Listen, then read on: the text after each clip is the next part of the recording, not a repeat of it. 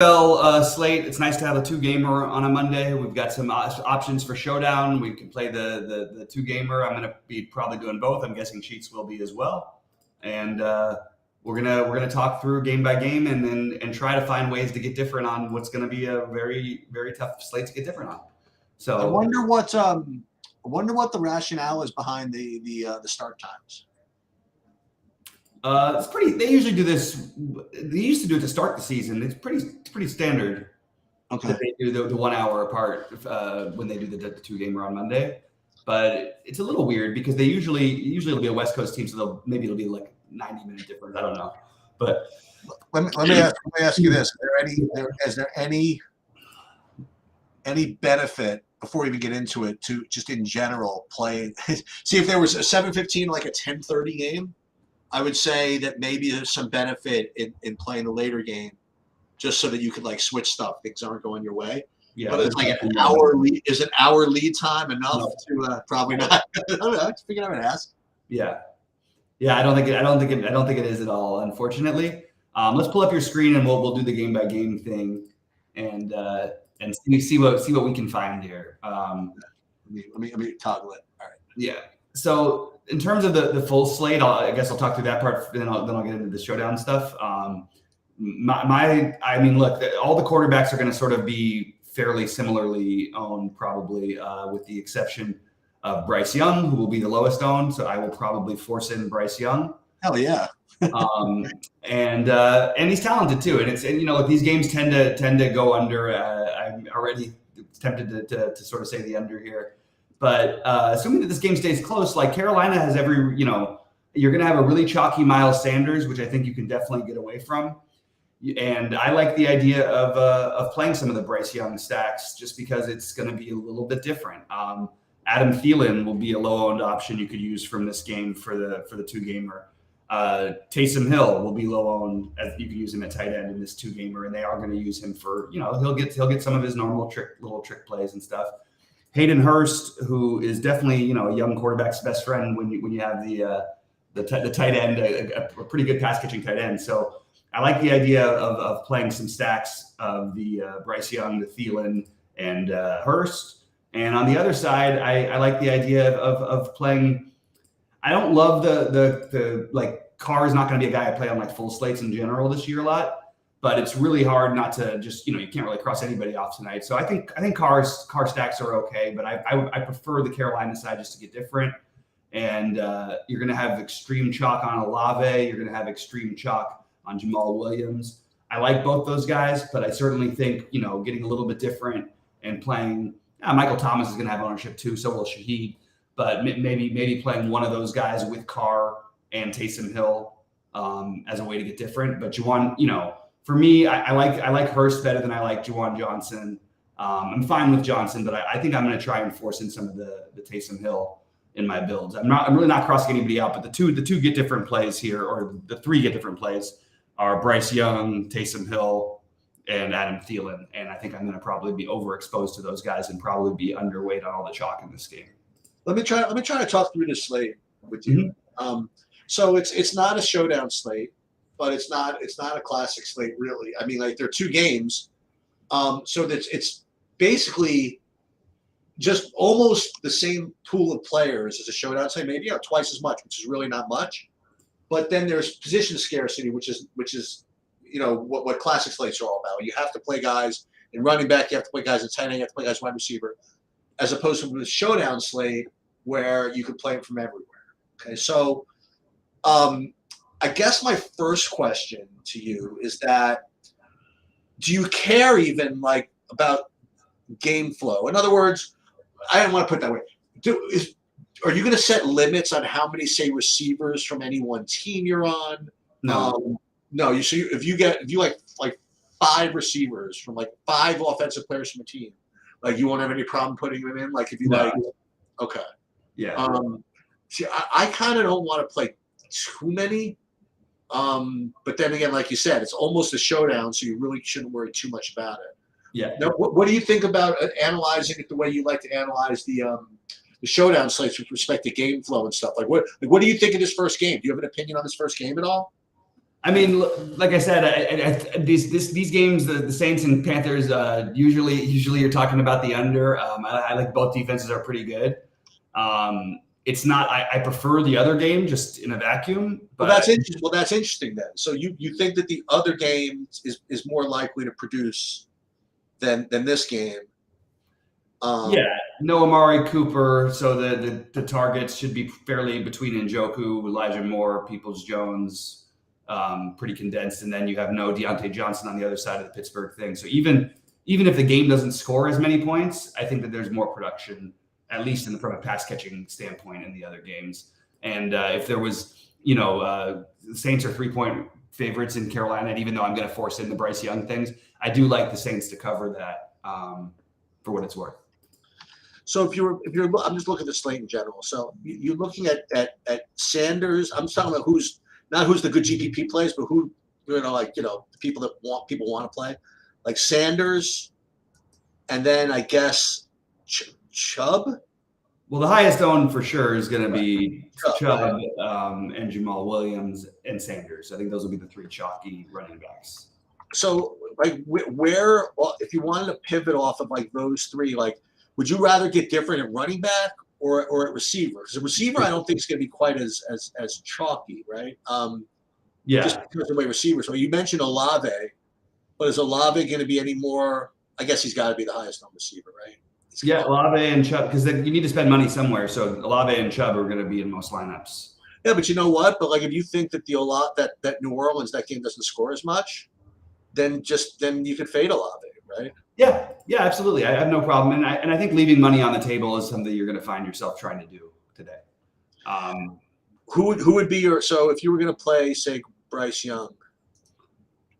I wouldn't play Sanders. It's okay, but like I would rather play Hurst and Thielen because I just don't think anyone's doing that. So Hurst and Thielen are going to be the main targets here. I mean, main targets, like not one receiver caught more than 2 passes week 1, so it's hard to. So you're saying Shark is Shark not playing? He's still up in the air as far as I know. Okay, well that's important, right? I mean, I think he's going to play, but I don't really know what Sure, it's important. It doesn't really matter that much, to be honest. None of these receivers from Carolina are going to have any ownership, including Shark. So playing some Shark and some Thielen is probably a good idea. Here's another guy I'll throw out there only because he showed up in my showdown builds when I was looking at it.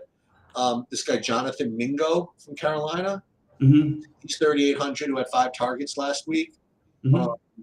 Now DJ Shark was out though, but I mean it's not like he didn't play that much. He played like almost 90% of the snaps last week. Yeah. So if in fact Shark remains out, you're just going to have to consider this. Yep. I almost want to consider it even if Shark's in. Again, like it's a 2-game slate, and you want to get different. We're already getting different with Carolina, with the Carolina passing game anyway. So may as well go for the million, I suppose. So I guess I'm just trying to just generate some thought here. Did you look at this Mingo guy? I mean, is this? I don't know whether Shark's playing or not, so I really don't want to like it. I think it would be, yeah. I probably won't play him. I probably won't like Shark or Thielen. Probably if Shark's in. If Shark's not in, I don't think on a 2-gamer I'll have much, if any, Mingo. Okay. If I had to take any of the other guys, I think I would just rather keep Thielen or Shark if he plays with Hurst and probably not go too much further. And the New Orleans side, you mentioned Taysom Hill, so you do get him at tight end this whole season, I guess, right? Yeah, I guess so. I don't know. He just has such a big role inside the freaking 10-yard line, Yeah. For what it's worth, on the showdown, I do like the idea of playing the defenses, especially the New Orleans defense. For showdown for that game, that's one thing I probably will do.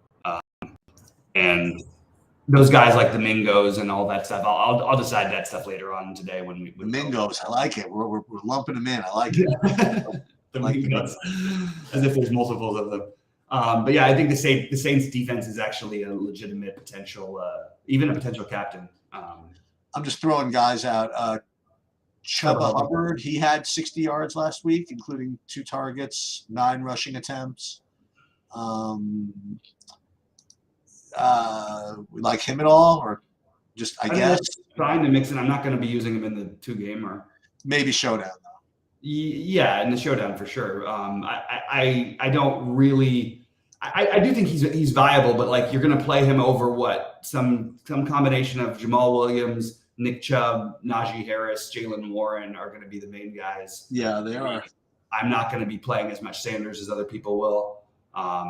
Yeah, I'm okay with using a little bit of Hubbard, but I don't see any reason you have to. Well, if you're not going to play Sanders, then like the offense from Carolina has to come from somewhere. So Bryce, I guess you're starting with Bryce Young. I think Bryce Young with Hubbard could be. I don't know. Maybe that's the way to get started.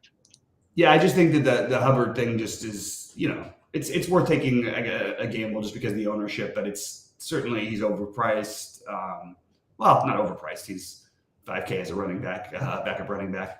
But yeah, I don't mind the idea of getting to a little bit of him for sure.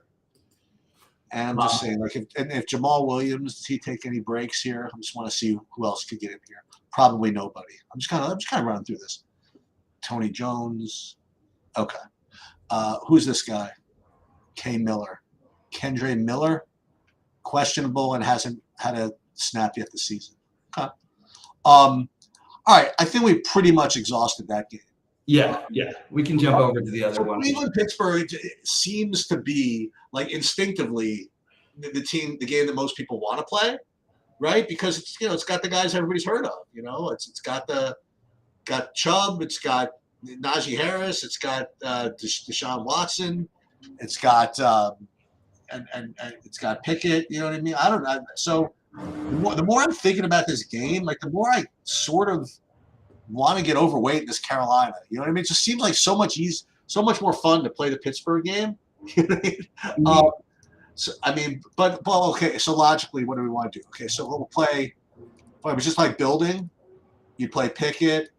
You play Pickens.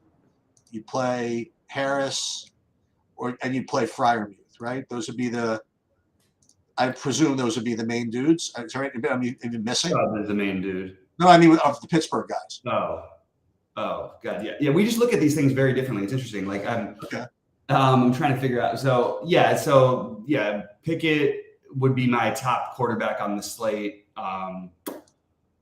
and he's going to be owned. Whatever. I like Pickett to Pickens and Freiermuth or to Harris, Freiermuth, Pickens. I think you can play all 3 of them. And I think Jalen Warren is a totally viable play, not just in showdown, but also in the 2-game slate. So those would be my Pittsburgh guys. I like this game a little bit better. On Cleveland, we're expecting no Amari Cooper, which bumps up Chubb, Elijah Moore, and Njoku. And then the guy I really like is Peoples-Jones. I like that. There's some familiarity there. He's had some big games before. He can take over sort of the possession receiver type of thing where Elijah Moore is maybe more the home run hitter. So I like the idea of playing Peoples-Jones quite a bit today. He's one of the receivers I'll be highest on. But these are pretty ugly games, and you don't need that many points to score. So I will say again for showdown, both defenses should be in play, and you should be willing to leave money on the table today. Well, speaking of which, not that you have to play this way, but like if you really, really want, if you think New Orleans is going to be a low-scoring defensive game, you play Jamal Williams and Saints defense, and then everybody else in the Pittsburgh game, and you could leave $2,100 on the table and play everybody you want if you want. Yeah. No, that's a way to get unique for sure. And that way, the Bryce Young way, it's really hard to get low-owned players like just that actually have a chance to do something. That's why I like to take a shot with the Taysom Hill thing, and maybe they run a couple the trick things for me. I like that. I like the idea of the getting overexposed to Thielen and to Hayden Hurst and Bryce Young, who I don't think people are going to play on the slate. Jalen Warren, as I mentioned, will be lower owned of the running backs. And then there's like the Calvin Austin, Allen Robinson I think I would just side with Allen Robinson, and I think he'll have fairly lowish ownership considering the size of the slate. And guys, I would gamble on, and I would gamble on the Tillman and the Marquise Goodwin in the showdown, but not necessarily not on the full slate. I worry that I don't say worry, but that the Jalen Warren line score from last week is more game script driven. I don't think that has anything to do with anything, though. Okay. It's pretty much his role on the team, you know? Okay. He's going to play, what, 30, 25% of the snaps or so? 30, maybe? It's just kind of weird. Like, if you told me they had 6 targets, 5 receptions, and 3, I would imagine more than 6.8 fantasy. I mean, it's like he had 5 receptions for 12 yards. Right. Sort of like yeah, and that's what you're going to get a lot of. Not that it's easy to get yards against San Francisco, of course. Yeah, and it's not going to be that easy against Cleveland either. I like Pittsburgh for what it's worth in this game. They're underdogs. They're getting points at home. I've been on fire with the bets lately, so I'm going to keep throwing out the bets. I do like Pittsburgh at home tonight. I will say this. And this is going to seem like a hedge, whatever it is, but my friend Jack, he loves Pittsburgh. He bet Pittsburgh literally back in May when the line first came out. I really like Pittsburgh home dog here against the spread, and I was going to play them in circa in the millions, but then I looked at their last week, and last week like everybody played them, so I figured they might be just like an overpopular team, so I would fade them. But then I liked them so much I played them anyway, and it turns out all of circa's playing them. So really? The whole thing looks really fishy. So really? I'm not going near it. But just from all my lifetime experience with everything else, football wise, I'll tell you right now, Pittsburgh just seems like a freaking lock. But everything in my brain that's affected it over the last 56 years tells me to stay away from it. Yeah, I feel the same way you do. That's exactly how I feel as well. Anyway, we'll tighten things up and do another show for you guys at 6:30, maybe around 6:30. No, but you know what you can do, like the slate, you can have some fun with it. I think I might, okay, see, not that this has to be your only build, right? Depends how many lineups you make. I mean, I'll probably do a couple that just overweight like one game, just something like this, and I'll even make 1 or 2 that do the same thing with the New Orleans game, and just hope the Cleveland-Pittsburgh game just freaking busts. Hopes it turns into like Jacksonville, Kansas City somehow, or something like that. Yeah. But the majority of them are going to take, like you said, like a little piece of everything, and maybe play some game script type things, which I don't like to do, but maybe do it anyway. Mm-hmm. These two game slates are very strange. I'm not exactly sure whether to deal with it like a showdown or like a classic slate. So, and it's great. It's like you said, an hour, which is stagger. And quite honestly, I kind of like it, this whole idea, because if one game just sucks, like on a Monday Night Football game slate, it just ruined. You know what I mean? It's like, oh god, remember last week that Dallas Giants game? Yeah. When all of a sudden, after an hour and a half, people stopped watching, pretty much, or stopped caring. You got 2 games, and either I think the Cleveland Pittsburgh game could probably stand well on its own, but the New Orleans Carolina game, nobody would watch that by itself. Right. You know what I mean? So I don't know. I'm kind of into this slate. When you combine this with the baseball going tonight, it's kind of a fun Monday actually. Absolutely, yeah. I'm excited to have the 2 gamer going as well, and I'm gonna do some updating my builds and my core plays and all that stuff, and have that for you guys in a little bit. But we'll be live for baseball at 6 Eastern. We'll be live for football at 6:30. Probably gonna just transition in the same show. So we'll see you guys at 6 or 6:30.